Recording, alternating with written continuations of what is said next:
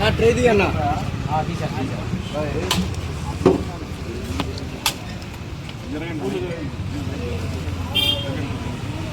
Sir ఒకసారి అందరూ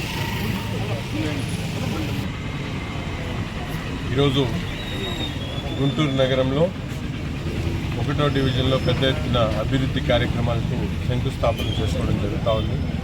దాదాపు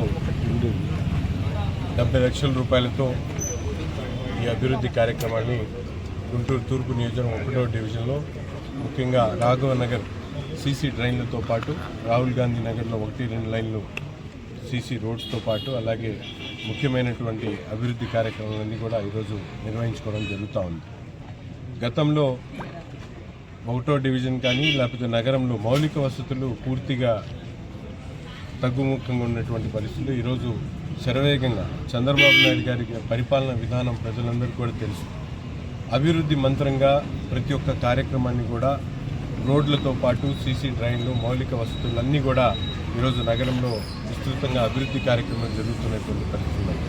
దాదాపు ఈ సంవత్సర కాలంలోనే 32 కోట్ల రూపాయలతో ఇప్పటికే తూర్పు నియోజకవర్గంలో అభివృద్ధి కార్యక్రమాలు జరిగినాయి.